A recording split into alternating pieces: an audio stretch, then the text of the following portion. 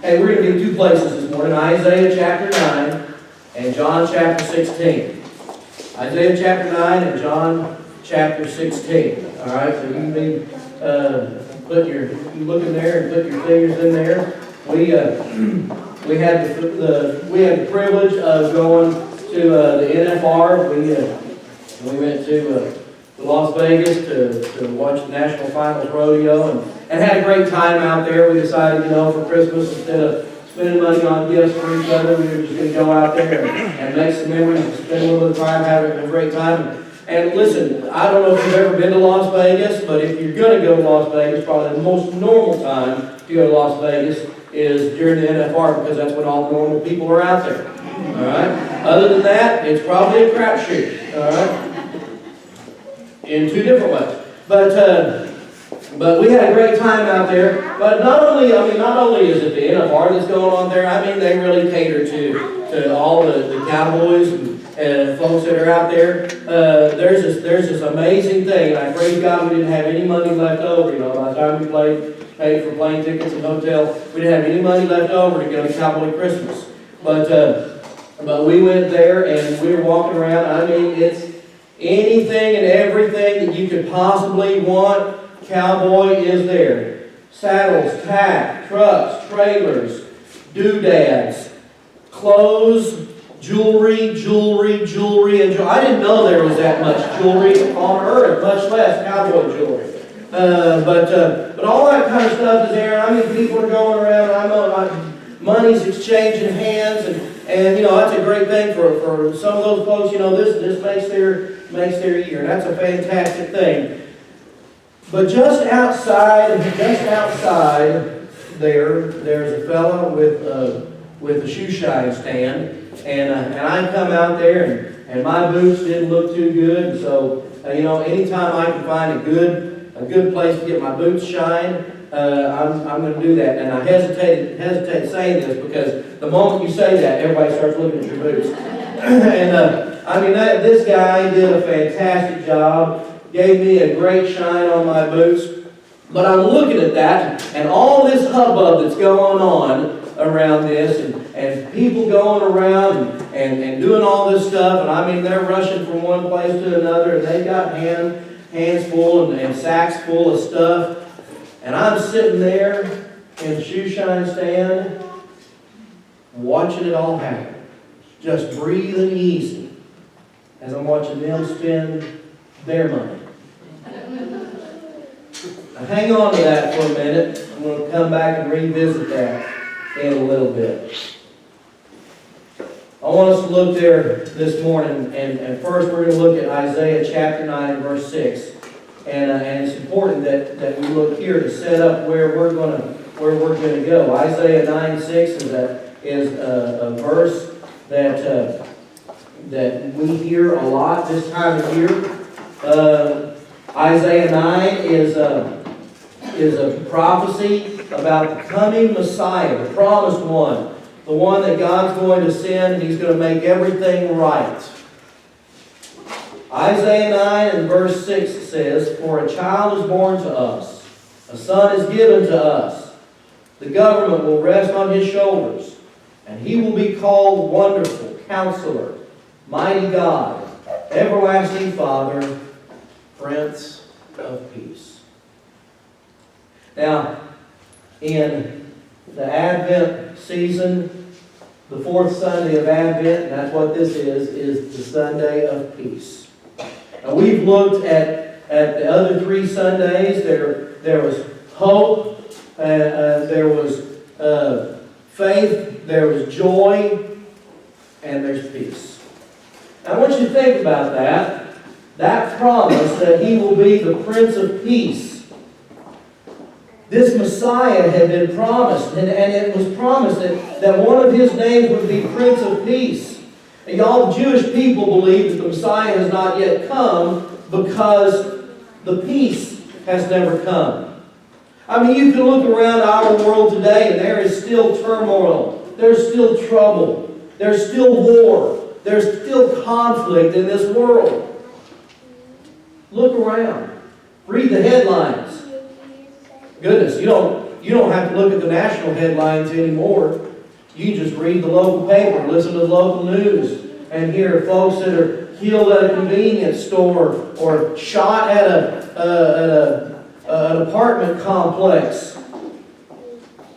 There's fighting, there's murder, there's theft, and there's conflict, and it's getting ever so much closer to us. So where is this peace? I mean, isn't it true that we are still looking for that cliche beauty pageant answer? We just want world peace. I think we've got a better chance I saw a bumper sticker that said visualize world peace. I saw another bumper sticker, and I think we're closer to getting that. It's visualize world peace. WHIRLED, world, PEAS, peace. That's when you put them in the blender and you whirl them around. All right? Where is that peace? If He is to be the Prince of Peace, where is it? But I want you to think with me and ask this question, what if that's not what was promised? What if the peace that we think about when we think about peace is not what was promised? What if instead something greater was promised? What if God's promise, that Prince of Peace, what if that peace was something greater than what we imagine when we think about world peace? What if it's something greater than that? How can it be greater than that? As I was thinking about this, I was thinking about a good friend of mine and listening to him several years ago preaching about the Ten Commandments, and he was going through the Ten Commandments. He was actually preaching to a group of college students, and as he was preaching through the Ten Commandments with the college students, and this particular time he was preaching about thou shalt not, or don't take the name of the Lord your God in vain. And he said, we take that to mean don't cuss. He says, do you think God's going to waste one of the top 10 on don't cuss? And that dear friend of mine, I'll tell you, his name is John Randalls. As he was saying that, he was letting those kids know, he said, now you probably shouldn't anyway. But he said, God didn't waste one of the 10 Commandments on don't cuss. It was so much more than that. It was about walking as a follower of Christ and bearing that name and walking in such a manner that you're not taking it in vain. And that came to my mind as I'm thinking about peace. And I'm thinking it's so much more than this peace that we might imagine, a ceasefire, or there's no conflict left in the world. Listen, God doesn't make small promises. He makes big ones. Well, preacher, why would you say that's a small promise? Well, it's not a small promise, but God's promise to us about peace is so much greater than a ceasefire, than no conflict in the world. Listen, could God eliminate conflict? Yes. But in order to do that in our world, He would have to eliminate mankind. In fact, He'd have to eliminate all life. Because there's always going to be conflict. This is a world of turmoil, and we are human beings. Someone once said, where 2 or 3 are gathered together, there's going to be 3 opinions. Listen, we are a world of conflict. It can be a mild conflict, it can be a huge conflict, but that's just the world that we live in. It is a world of turmoil. God promises peace in the midst of turmoil. That's the peace that He's talking about. I wonder if you've heard this before. Still waters run deep. You heard that? You know what that means, right? It means that if you see still waters in a stream or in a river, that means that current is going deep and it's softer on the top. More so than when you've got rocks and things that are closer to the surface. If you've ever gone down a river in a raft and boy, if somebody ever tries to con you into taking one of those river rapid rides, hold on to a tree. Don't let them get you in that boat, because there ain't no telling what's going to happen once you hit the rough stuff. But see, God promises peace in the midst of turmoil. John 16:33, if you've got that, look there with me. John 16:33, these are Jesus' words. He says, I told you all this so that you may have peace in me. Here on earth you will have many trials and sorrows, but take heart, because I have overcome the world. Now listen to those words of Jesus. They are not in conflict with what the promise was back in Isaiah. His name will be called Wonderful Counselor, Mighty God, the Prince of Peace. And here's what Jesus does. When Jesus says, I'm telling you all this, you can go back and you can look through John chapter 16, and you can read those things. You can look back up there to verse 16. And he starts talking about all of these things, and he's talking about sadness being turned to joy. And he gets to the end of that little story, message or encouragement that he's telling his disciples. He says, I've told you all this so that you may have peace in me. Y'all, peace is found in the depth of a relationship with God. Hear that again. Peace is found in the depth of a relationship with God. Jesus says, I told you all this so that you may have peace in me. Jesus is the way to that relationship. If you want to know what real peace is like, man, don't wait for two countries to come together at the negotiating table and come up with these rules of how they're going to live in peace. If you want to know real peace in this world, you need to know a relationship with God through Jesus Christ. John 3:16 says, For God so loved the world that He gave His only begotten Son, that whoever believes in Him will not perish, but have everlasting life. Listen to those words again. For God so loved this world. You can put your name in there. For God so loved Todd, that He gave His only begotten Son, that whoever believes in Him will not perish, but have everlasting life. I don't know about you, but that kind of gives me a little bit of peace, knowing that very thing. Peace, real peace, is found in a depth of a relationship with God. Y'all, turmoil and difficulty is going to continue.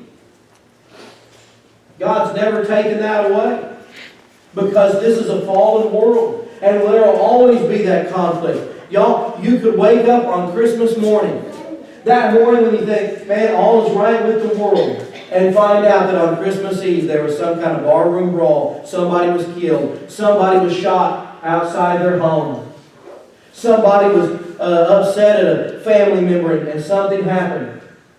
Goodness, it could, God forbid, happen in a little closer to our own homes.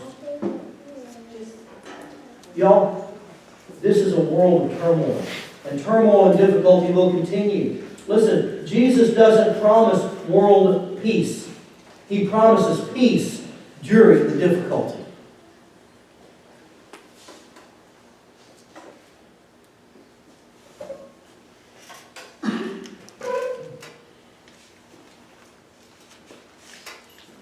We live in a world where terrorism has become a regular word that we use, that we hear. And we don't like hearing that word, but you know, there is something to be said about, even in the midst of all the difficulty that this world is going through, that there is still peace. Y'all, there's something to be said about, in the midst of the difficulty that's encircling us, whatever it may be, that there is still peace. And that the God of peace made it possible for us to know peace in the midst of difficulty.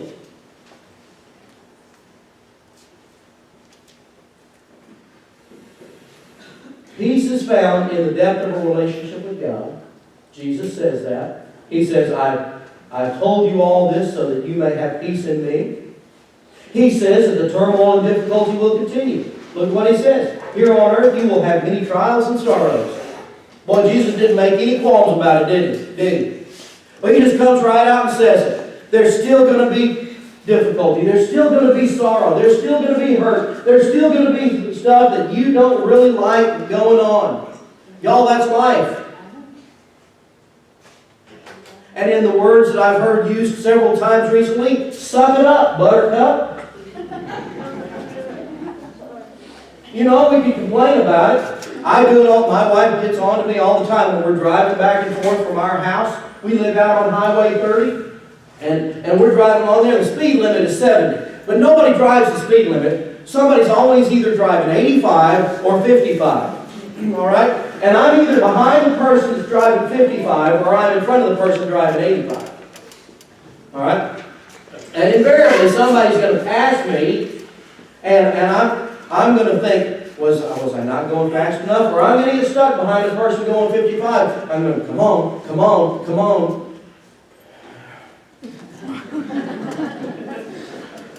But what's even worse than that is the person that goes 85 for a little while and then goes 55 for a little while.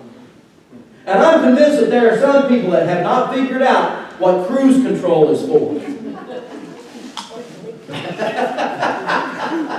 I'm seeing some of you like, yeah, that! You know, set that cruise control. You know, it'll do it for you. You take your foot off the pedal, the vehicle it'll go that steady speed the whole time. All right?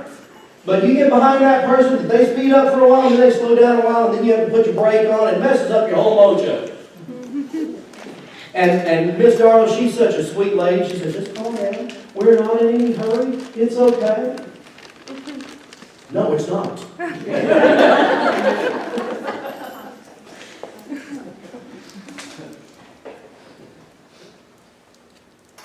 Listen,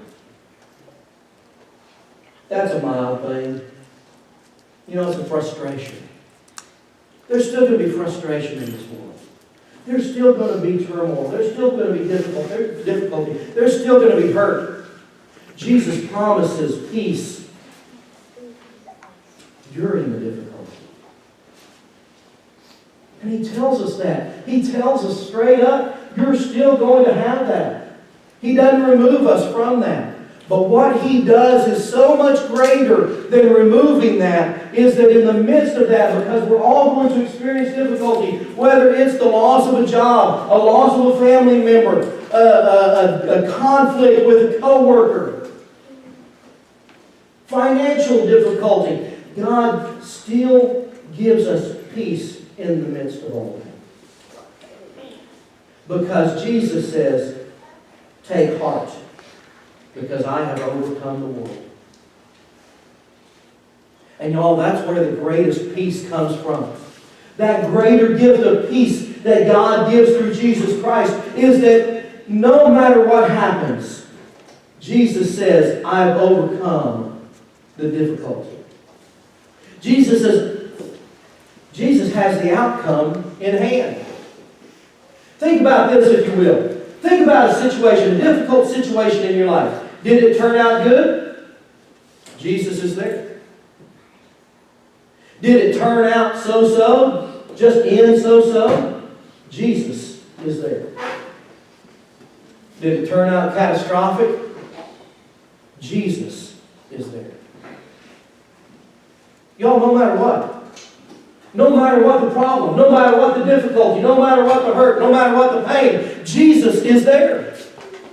And if you know that Jesus is there, it doesn't matter what the outcome is. It doesn't matter if it turned out bad, good, indifferent, if it was a total wash, it doesn't matter. Jesus is there. And while we're running around like crazy, Jesus is sitting there. Now, I'm not saying Jesus is sitting there getting his boots shined, but he's like I was, sitting in that shoe shine station. He's watching all this stuff go on, and he knows what the outcome is going to be. He knows what the end result is. And He knows exactly how He's going to hold you in the midst of all that. And it reminds me of that great poem called Footprints in the Sand. Oh, and I ought to have it memorized by now, but I don't. So I'm not going to bore you with it. But the thing that does come to my mind is at the end of that poem, when the individual says, I look back and I saw all these footprints, and there were two sets of footprints, but it occurred to me that when life was most difficult and things were the toughest, that there was only one set of footprints. And he asked Jesus, why? Why did you leave me at such difficult times? And the answer comes back, oh, my child, it's not that I left you, it's those times that I picked you up and carried you. Y'all, Jesus gives us that peace in the midst of that. And I don't care who you are, that's a greater peace than if there was never any conflict left in this world. Because that's never going to happen. I mean, do you see the pattern there? Jesus won't change the circumstances of life. He changes your life for the circumstances. And there is no greater peace than to know that no matter what happens, Jesus has us in His hands. This season that we celebrate may be short-lived. Oh, just a few more days and Christmas is going to be done. It'll be over. And the good feelings and the camaraderie and the niceness of people giving up their parking space so you can have a closer place to do your shopping. Has that actually happened to anybody? No. Listen, this season is short-lived, but the gift of peace will fill us the whole year through. Oh, y'all, it's amazing when we walk in that peace that no matter what the circumstance, we have the ability to walk as easy as though nothing was wrong. Because we have Jesus carrying us. It really is the gift that keeps giving. Oh, God wasn't promising back in Isaiah. He wasn't promising that this world would never have any more conflict. No, what He was promising was that in the midst of everything that goes on, every day of your life, every situation, good, bad, ugly, whatever, He's right there with you. Every step of the journey. Jesus is the deep water of peace. My question for us is, will we take a drink? I'm going to ask you to bow your head and close your eyes this morning. Maybe this season hasn't been a season of peace. Maybe there have been so many things going on that you feel like, wow, there's not any peace.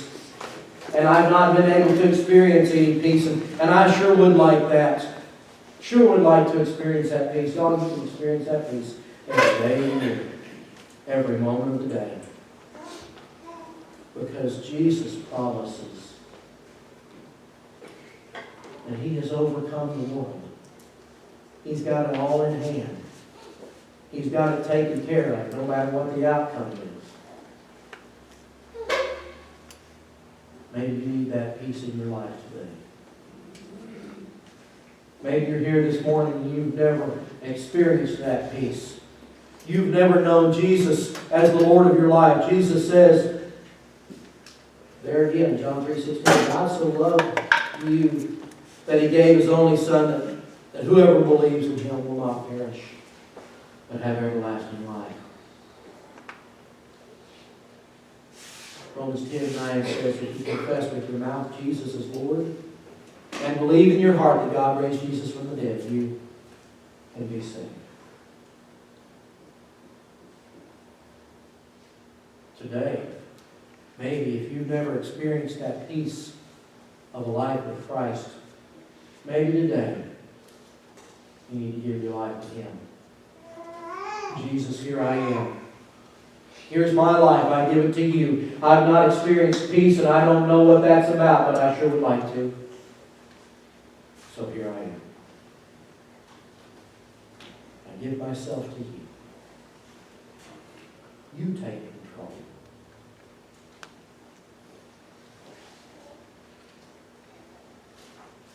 Now, in these moments of silence, if you prayed something like that, what you've done is you told Him, Jesus, I am giving myself to you, letting you be the Lord of my life,